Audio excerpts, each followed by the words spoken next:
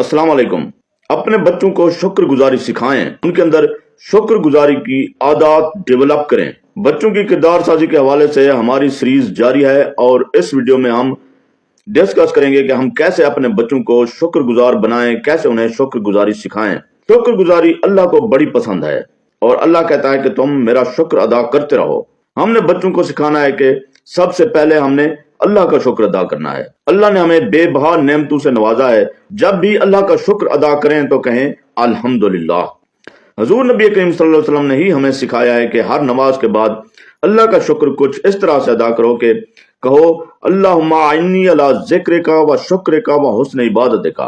और आप सल्लल्लाहु अलैहि वसल्लम हर नमाज के बाद ये दुआ किया करते थे। आप सल्लल्लाहु अलैहि वसल्लम से बढ़कर कोई भी अल्लाह का शुक्र अदा करने वाला नहीं हो सकता। अम्मा आयशा रज़ियल्लाहु ताला अन्हा ने आप सल्लल्लाहु अलैहि वसल्लम से कहा कि आप तो मासूम हैं, नबी हैं, आपके तो कोई गुनाह ही नहीं है, और फिर आप रातों को इतनी इबादत क्यों करते हैं कि आपके पैरों पर वर्म आ जाती है। तो आप सल्लल्लाहु अलैहि वसल्लम ने फरमाया, आयशा क्या मैं अल्लाह का शुक्रगुजार बंदा ना बनूं?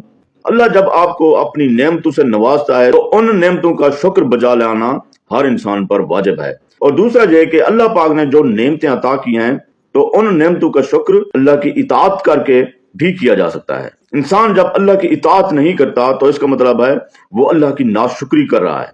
हमने अपने बच्चों को ये बावर कराना है कि अल्लाह का शुक्र अदा करने का एक खूबसूरत तरीका अल्लाह की इताअत करना है।